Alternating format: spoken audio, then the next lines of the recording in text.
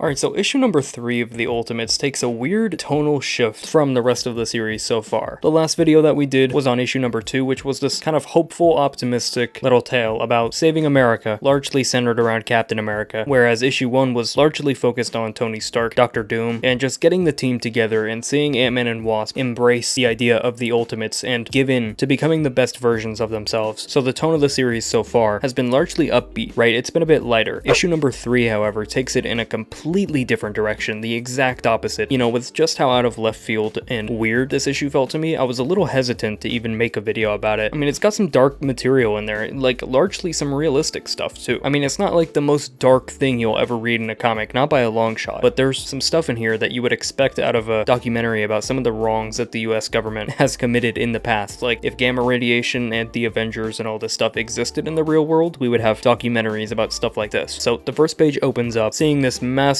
explosion of gamma radiation, and the name of the location that we're given is Pacific Proving Grounds, the birth of the Hulk. So this is literally Bruce Banner's origin as the Hulk, and maybe this is just me looking too deep into it, but why does that look like the Hulk's face? I don't know if that's intentional or just whatever, but it totally looks like it, so cool little detail. But we quickly realize this did not just affect Bruce Banner. You can see that where this explosion happened, these proving grounds were just off the coast of an island where we see a ton of people living, bunch of families, children, husbands and wives, all seeing this worst nightmare of humanity happening right in front of them. They all try to escape the radiation, heading into their homes, but who knows if that'll help. We see this explosion of gamma radiation raining down on them, touching their skin. Out of curiosity, they all reach out, and we focus in on a little girl with this toxic green material just splashed all over her face. We then see these confidential case files detailing how this experiment with gamma radiation that the government was running went completely wrong and how it affected people. I'm not going to run through all of it. There's a lot of words here. You can pause and read for yourself, but it does paint the picture a little bit better as to just how screwed up it is. It's like Chernobyl or Hiroshima, but even more unnecessary if you can believe it. We then flash forward to now, where we see Thor, Lady Sif, and Iron Lad teleporting to this very island, where we see these lizard, dinosaur, killer croc, abomination looking just hanging out, existing. So we can see that this not only affected those humans, but also the animals, probably the flowers, all these other species were affected by this gamma radiation rainfall too, before we see this Godzilla pop out, pounce on them, and start roaring, before we flash forward 1 minute in time to see this thing completely defeated by Lady Sif and Thor, just being absolutely vicious and ripping it apart. Huh, I was expecting more of a fight, Thor says. You didn't have to kill it, Iron Lad says. We then see them continue traveling around this island, looking at the different insects, the plants. Iron Lad holds up a crab and says, "Look at the size of this thing. Did you know that the distinctive crab body scheme has evolved independently on at least 5 separate occasions? God loves crabs." Just like fascinated by the science of it all, before we see a slash and realize that Lady Sif just cut it in half. This thing that might be the only variant of its kind, completely wiped out of existence in a second. Not all gods, she says. We then see one of these lizard-like creatures absolutely stomp Thor's head into the ground, punch Iron Lad and send him flying, before clapping its hands together and sending Sif flying as well. They all look up at this thing, this new challenger, in this abomination looking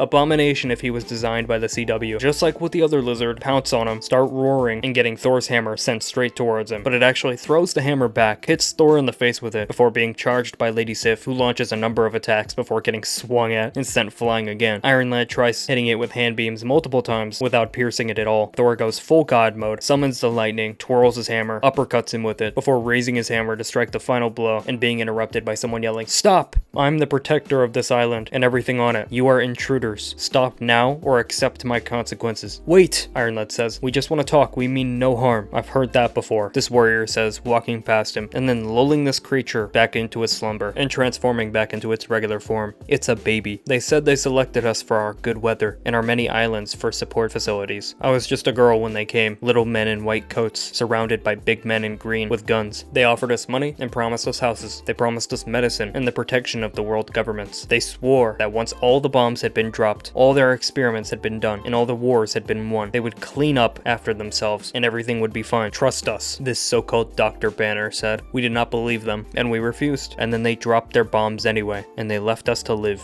like this." And we realized that this little girl in the beginning that had been affected by the gamma is her, this female Hulk. And I know what you're thinking, and I was thinking it too when I read this. Is this She-Hulk? There's no way this is She-Hulk. According to the description of this issue from Marvel themselves, yes, this is the Ultimate Universe version of She-Hulk. Because think about it, She-Hulk in the main universe got her power from Bruce as a blood transfusion. He was trying to save her life, and then she got the powers. This evil version of Hulk in the Ultimate Universe, who's part of the Maker's secret council, he wouldn't give the blood transfusion to his cousin. He would probably let her die. So it makes sense for them to go in a completely different direction rather than force it or just not use the character at all. No Jennifer Walters, this is something new, which is really cool. Wait, so that means there are others like you, Ironlad says. This could change the balance of world power, an incredible Hulk army. And then she leads them to her people, and we see just how badly this affected this entire island. She's like, yeah, here, look, this is your Hulk army. You want these soldiers? You want them to fight? And all these mutations, you can just see how badly it is. These people are in pain. They've been devastated and left to live like this the rest of their lives. This is Tara. She feels everything. The most gentle breeze is agony. For her, her entire life is pain. You want to put a gun in her hand? Because holding it is going to be torture. This is Sorry. He can't speak or feed himself. He gives no indication that he even understands us or sees us. Is he going to be good for following your war orders? And you already met Abram. He's the youngest, a baby. And when he gets upset,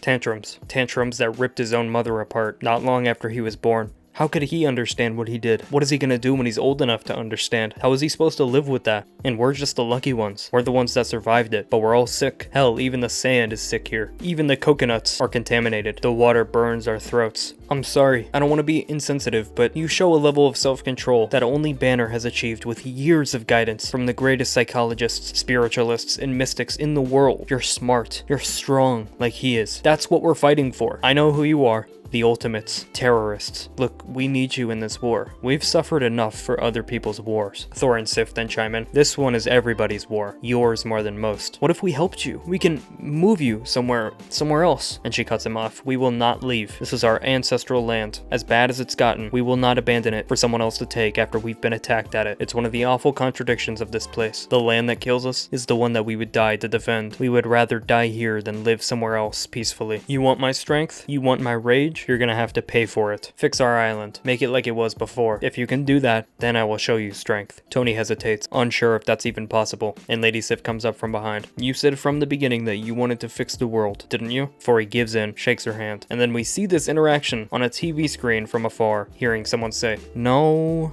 no.